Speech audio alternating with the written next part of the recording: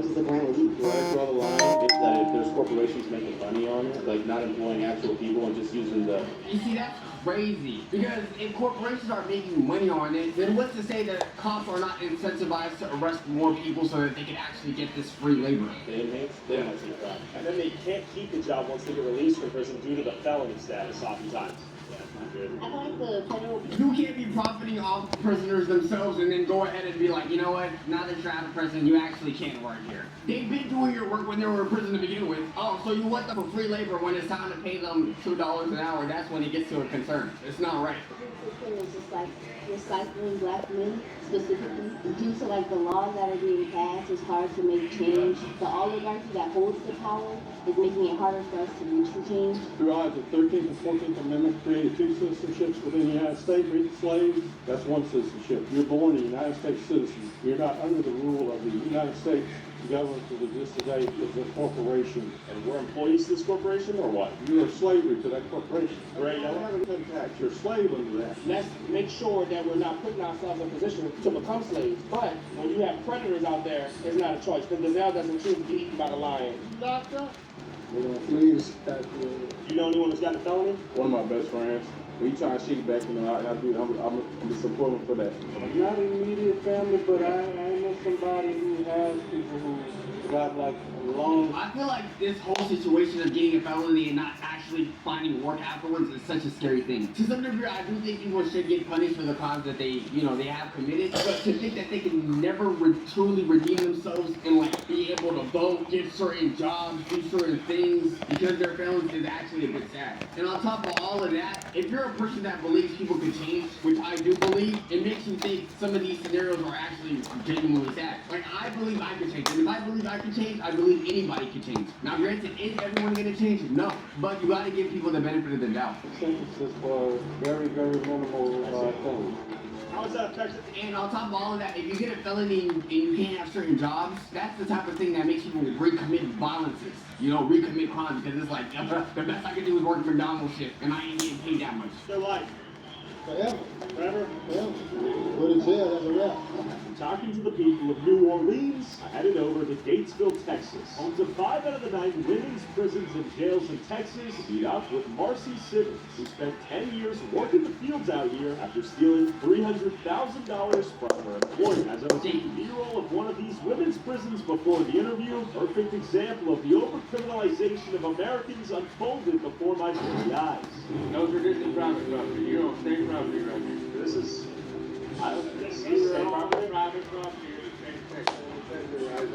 No, we're genuine confusion. As I built the outside of the prison, funded by the tax dollars of Americans, in a public parking lot, filming that which was in plain view, quickly learned as to how little we really know about what goes on inside the prison walls. So we're trying to get some B-roll on the outside of the prison. Are we within our legal First Amendment rights to film on the outside of the prison? No. For public property is over there behind the stop sign. State property is still part of public property. Yes, sir. Can you 25 me Valley? I have 2 guys refusing to leave. Well, we're not refusing. We're trying to get some clarity on the actual line itself. This is constitutionally protected ability to film on the exterior. Look, they just don't want you to have B-roll of slavery actually happening, okay? It's bad looks for the whole department in general, the whole property in general, so they want you to back off a little bit. So you have the right to, to record and all that. And look, he's on a diet, bro. He already had enough lobster rolls. He heard the term B-roll and he thought he was gonna get some more. He's not trying to consume that. Get your B-roll footage and leave. Yeah. But not on state property on the other side of that stop sign. That's unconstitutional. Okay, what reasons do y'all have on this state? First Amendment, expression, journalism. Y'all have an appointment? Dude, we don't have an appointment. We're not trying to go on the inside of the premises. We're on the outside, no? Y'all too close to the gate. I got 10 minutes here. We don't know who y'all are. Well, we're not trying to get a rise out of anyone. We just first out of this one. No. We're not going to be doing that now. Well, once again, we're... No, show them the privacy, man. Show them respect, man. Yeah, I will say to some degree, I don't think it's fair to report inmates without their consent. You don't know what the police do. That's not... Okay, this can't be the only time you actually care about the inmates, though. Because I feel like when the cameras are off, let's be real, y'all be telling them some crazy things. That's the point. You misunderstand the whole point. We're trying to get some B-roll on the outside of the prison. Officer 3, I guess, is setting the example of the lack of transparency and the ability for any journalist to gain access and understand what's even happening inside here. Yes. It's public property, no? Sir, I'm gonna ask that y'all to leave. You can't be here filming, okay? So what we're trying to understand is if you're just making this up, or we're actually violating some Texas penal code. Your rules. My rules? Questions, I mean, your question, and you tell me that you leave, okay? Yo, Talo, the girl. You keep chilling in there, I'm telling you can't record, you're gonna be the next slave, okay? Same video you're making, you're gonna be a bartender pinning in this concept right here. I feel like it's better just to cooperate your lazy ass permit before your ass starts doing free labor as well. You don't have authorization to be recorded. You're sitting on the floor. Like cattle. Well, hang on, bro. Okay, we're trying to get some B-roll of the facility here from Austin and constitutional justice, you are violent. If they ask you to leave, you leave. I mean, you're wrong. Yes, sir. As far as secure an area, that would be a question of public accessible. Driving license. Yeah. This is a penitentiary that has very violent criminals. We have killers, rapists, murderers, we have everything in here. We have family members in the world that will come out here and play the same card. Yeah. When we have people here, we don't know who you are. I see. Okay. So why would you come here to mess with these people? Well, we're not going to mess that up. But that's exactly what that's disrupting their operation. We are in violation of Texas penal code, is that what you're saying? So are we violating Texas penal code? All I'm asking is, Yo, why don't they actually answer questions? Now, obviously, you know, they're being a little bit of a nuisance there. When they want some entertainers for the video, of course, they're using them. They can just describe, okay, maybe this is where the lining is. If you're gonna record from this angle, yes. But I just feel like their egos are just overburdening that the fact that they think that, oh, just because they can command you to go, you gotta go. we in violation of Texas penal code. You're going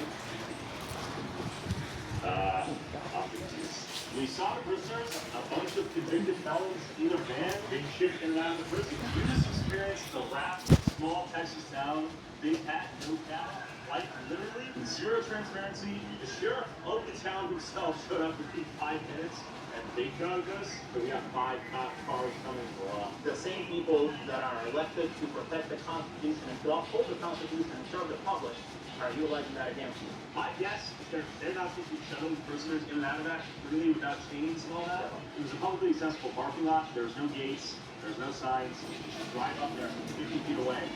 Yeah, how dangerous can the prisoners actually be? If that whole lot is public property where people can actually drive up with nobody checking them, then obviously they can't be that dangerous. Y'all are doing something mad illegal that nobody knows.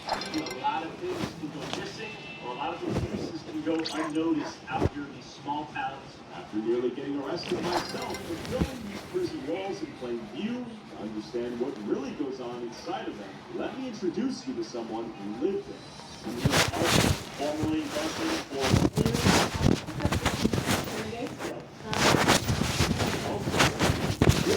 I went to prison 3 different times, and I was an addict, and I didn't have the money. And I would target fast food joints, and I would wait till they closed, and then I would throw it out and go to the the trash out, and then walk back inside, and more often than not, they had the safe open.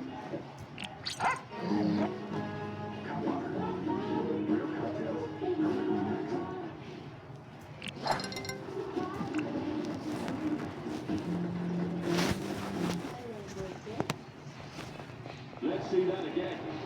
She opens the Gemini app. She needs a spotless expense report here. And she gets it. And in her own currency to boot, a calculated finish from Gemini.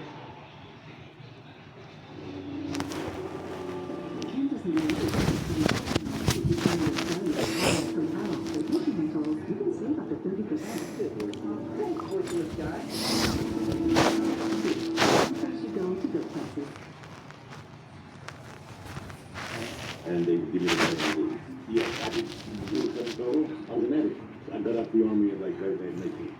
South Texas at a dance with your girlfriend. I leave the dance after drinking. I get pulled over. I get a little mouthful with the cops. He gets an accident, he took me to a jail. He puts me in a tank of men who've been convicted and were awaiting transfer to prison. And I found out later he told me to take care of it. I was beaten. I was raped. I was on rape. 2000. And where are we right now? Yo, I think it's always one of the worst things to find out when people that are actually there, like you don't follow the rules themselves. Like there's nothing worse than someone that's like a dirty politician or dirty cop or dirty. Like why are you being put in a position that's supposed to be positive and using in a negative light? Nothing more than I hate than people that actually abuse their power when they could be doing a lot of good. Fields, and I think that there's actually, this was potatoes here, that I used to work at. I worked out here, in the fields just about my entire incarceration. 10 years straight, how many hours a day did you work and how much were you paid per hour? So in Texas, incarcerated folks are paid $0 an hour. And Are you forced to work in the fields? yeah, you absolutely have to work. I'm not really against people working, but I'm against people doing kind of needless work. Yeah, day one you get here and they assign you a job, and the next morning you get up and go to work. So day two, in Big Girl Prison, right here on the Dr. Lane Murray unit, I was out in the fields. And so what that looks like is your strip search before going to work. So I say like 3-ho, because side note, it's called the hoe squad. Yeah, the hoe. I'm sure they mean hoe in the dirt. No. Of course it was used. No, they definitely did that on purpose. What is happening out in the field that is going to benefit them as prisoners themselves? I would assume the work that they're doing is to the benefit of all the prisoners that are currently in there. Like if they're making food, if they're cleaning the bathrooms, washing the clothes, what are they being tasked with? Planting apples, carrots? Are they actually planting a farm for what? Robert's really like, oh, line up, get over here. It was really degrading. It's dehumanizing from the For sure, 100%. You hike to a field, and you've got officers on horseback, they're armed, they're shouting directives at you. Day two in prison, you don't know what the hell's going on. You're scared. It's really nerve-wracking. You get out here, and if it's August, it's 105 degrees out here in Texas. And oh no, I'm not gonna do it. What are you gonna do? You're gonna give me like 5 more years? No. I'm okay. Y'all see it. The sun already got to me enough. Any more shades, and it's gonna be GG's for me. it's not air conditioned in the dorm, and so you're already weak. And if you've been in county jail and the air conditioning, you're really weak because of heat. And you're out here doing field labor, which is really similar to plantation work. Any old plantation movies that you might have seen, that's what this kind of work looks like. People cut their tendons to not go out in the field. I can take it from a nice AC job in the house in the field because I would have talked about that in the place. So when backing up the allegation of being activities, right? Yeah, I wasn't going to talk much minor. I was put the field for a lot of stuff. I put the field because I knocked off the guard and I shit on the way to the highway. So they really do that too. If the cop goes up right until you get down to the ground, I mean, it's like you do stop. This is Bianca Tyler, a Harvard-educated leading expert in the prison industry and founder of the nonprofit Work Rising, working to dismantle the prison industry and the exploitation of those it touches. Prison is already the punishment. Prisoners should never be a punishment. People are taking cotton out of it. Is it not already enough to be behind like a prison wall next to people that are already notorious criminals themselves? You're already gonna have to deal with other men that want to do terrible things. All that you telling me I gotta work after I just got assaulted by someone else?